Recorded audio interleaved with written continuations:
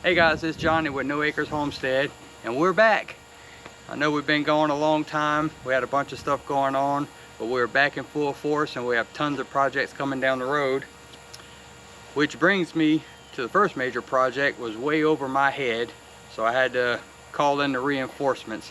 I reached out to a really good friend of mine. You guys might know him from Live Simple, Live Free. We're gonna bring in Bill, and he's gonna be my saving grace for this project that's way over my head. Hey guys.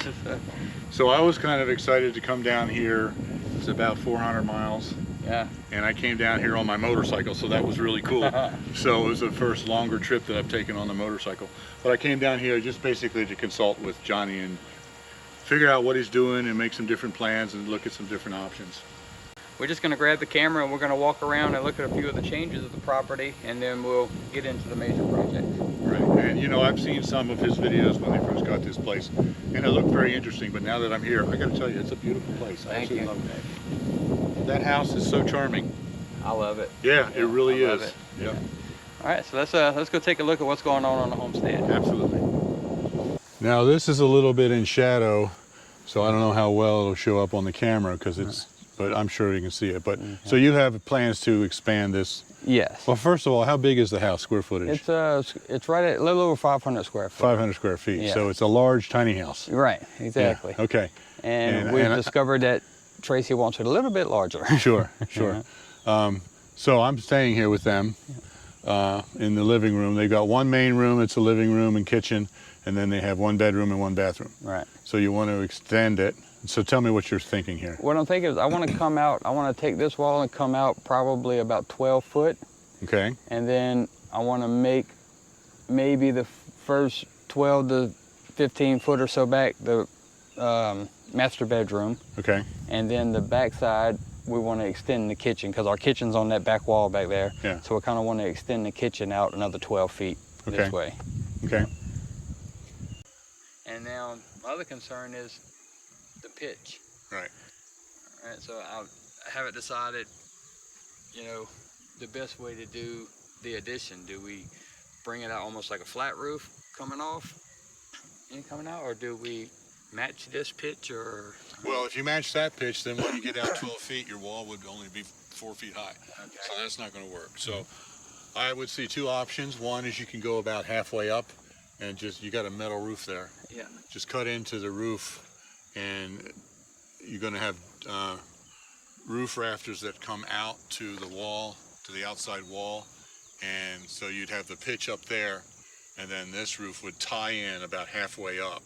Okay. And just, so the roof would be like this and then like this. Right. You're going to have enough pitch that it'll run off. Of course, metal roofing is better than shingles. Shingles, you got to have at least 312 pitch for them to work properly. Okay, so let's talk piers. Yeah. For your addition, you're going to have to build piers like this out 12 feet to hold the, hi dog. Hey girl, you wake up? You're going to have to put piers like that out here. Okay. Now, this, you said this house was built by the previous owner with, you don't have any kind of inspections or anything required in this area. No. That's a fabulous thing, and that's also very dangerous. All right. Because I love it, because you can come in and do whatever you want without the county coming in and say, no, you can't do that, you can't do that, you can't do that. On the other hand, somebody can come in that doesn't know what they're doing And do anything they want. and do anything they want and do a botched up job of it. Right. You were talking about using a sonic tube and fill it with concrete. You can do that. Cinder block is also very acceptable. Oh, it is? Yeah, Okay. but I wouldn't do it just one row like that. I would do it 2 rows and then, you know, do 2 this way and 2 that way to make it stronger. So the step when I take this down and expose that joist and everything there, then that's a starting point, right? Assist through the other 2x12 right here. Yep. And then get my height and my level and everything, and then put the pillars out there at the same level to where the bottom of that joist is going to be on the top of that. Yeah, and you're going to want to have, like you see under here, there's a stringer laying sideways, and you're going to want to have that out there too. That's what you bolt. When you do the piers, you have a bolt sticking up, an anchor bolt, embedded into the concrete. Okay. And then you take a pressure treated 2x8, lay it this way with the bolt sticking up through it, and you screw it down, and that's what attaches the house to the footer. And then here's your sill plate, and then your outside box sits here, and then the joist attached to it. All right, so this is the shed I dropped on the property when we first moved here. You can remember seeing that in the last video. So we have it all set, ready to go. And then the barn, I finished the barn, well, sort of finished. You'll remember it had vinyl sides on it, but I put wood sides on it and got it all set for the chickens and the quails, and they're living happy. And we can go in and I'll show you what's in the barn so far.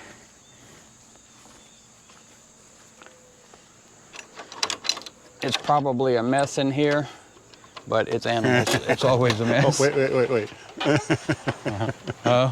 On this site in 1897, nothing happened.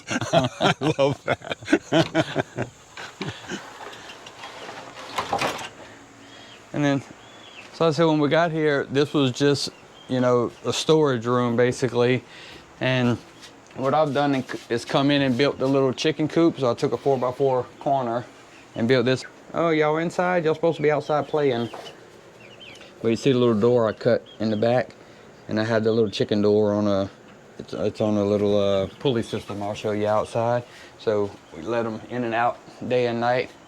Tracy actually turns this sign around every time. See, they're out playing right now, and then they come in for the night. So she does actually turn that thing around every day. And then we have the quail. Ooh, little chickens. Yeah, little baby chickens. Quail, okay. Yeah, so this is our quail. And we raised them for eggs. Still too early, no eggs. And then all the feed we have stored right here, which is another thing I want to kind of move to the, when we get to connect it in the little rabbit hutch area. Yeah. I'd like to move all the feed stuff inside that area. All right, so the plan, now that I have this framed in, I'm just going to use this as a channel to bring the power up and over in conduit. But my concern is, once I put the metal up there, I'm confused at how to flash it, I guess, against the wall. This side is one thing, but I'm concerned. I got to say, I love this little alcove here. Once you get that roof on, very cool. I like that. Thank you. This side is going to be easy for the flashing because you got the siding, this piece of siding right here. You just take that off, put the flashing up underneath of it, put the siding back on, and it's no big deal. Okay. This side is going to be a little bit more complicated. So there are actually several different ways you could do that. You got this board running up here. You could run the flashing up underneath that, but that's a big space. Okay. You could put another board like that, just put the flashing against the wall. Put another board on top of it and then caulk above it would work. Okay. But the best way to do it, it's the most complicated, but the best way is to take a skill saw and make a cut in the siding all the way across, and then pull the siding out just a little bit, slide the flashing up underneath of it, and then nail the board back down. Okay. That way, if you use a board like this, you're relying on the caulk to make it watertight. Okay. But if you put the flashing up underneath of the board, then you don't need caulking. It's a passive system. The rain will hit that, run right down onto the flashing and out. And then kick out. So it's actually the best way to do it, but it's the most complicated. So that's what I was going to ask you. So if I do it that way, I don't even need to caulk the line that we cut?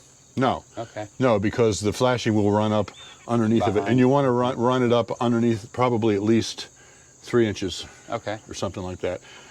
By far the best way to do it. Okay. And then, so what is your plan for this little place? So I think once I get the roof up and get the power over to the chickens over there, then I want a front and back wall. But the vision I have for it, the first, I don't know, maybe 3 foot is actually 1x8 slats, so a solid wall, I guess you'll call it. And then from about 3 foot up, just do like a hardware cloth or something. And then I'm gonna close in the front and the back and then put rabbit hutches against this wall. Okay. Yep, so that'll be the next animal coming to the homestead is the rabbits. Okay, so speaking of animals, you've got chickens, you've got quail, and you've got goats. Goats. And so I just ordered my bees. Bees will be here this week. Yep. And then rabbits. And then rabbits, yeah. All right, we got 2 goats. This is Bonnie and Clyde. Bonnie and Clyde. Bonnie and Clyde, they're new members to the family. Okay. Yeah, we hear you. And then what's all this out here? So all this is, I just had this cleared last week. Okay. So when we first moved here, this was all just as thick as those trees right there. This was all filled in. And we brought some machines in last week and had all this cleared up because we have some future plans back here. Some more livestock coming in. More livestock. Yeah, more livestock coming. So I know for sure we're gonna have bees in this back corner. I said earlier, I've already bought the bees. We're just waiting on delivery. That's gonna be their home back there. Put their hives in that back corner.